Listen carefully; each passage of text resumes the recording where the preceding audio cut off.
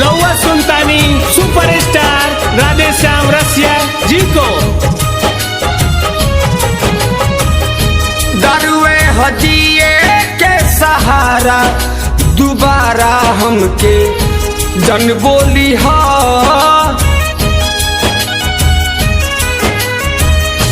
दारुए हजिए के सहारा दोबारा हमके जन बोली हा।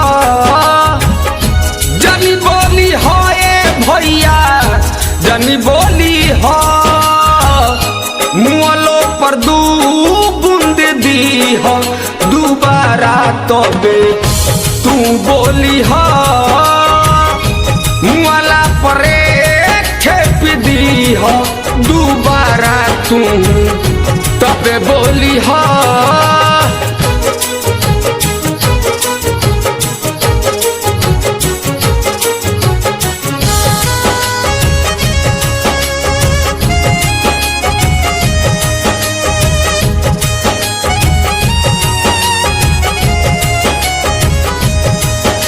Recording by VS Recording Studio, Motiha।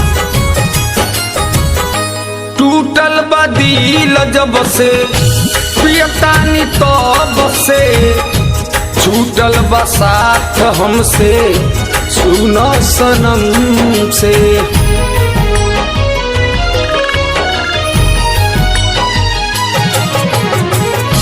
टूटल बदील जब से पियतानी तब से छूटल बसात हमसे भाई हो सनम से।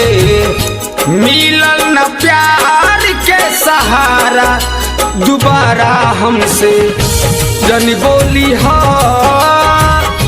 मोलो पर तारी के पियई हा दोबारा तू तब बोली हा। Music by Vikas Raj।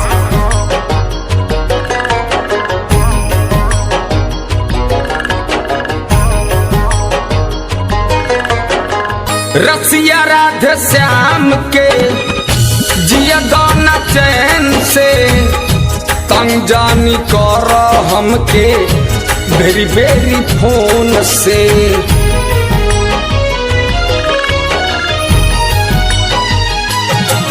रसिया राधे श्याम के जिया गाना चैन से तंग जानी कर हमके बेरी बेरी फोन से। सैले सुजीत भैले यारा दोबारा हमसे जन बोली हा।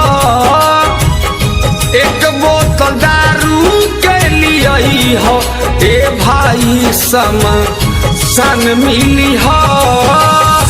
VS Digital Recording Studio, Motihari।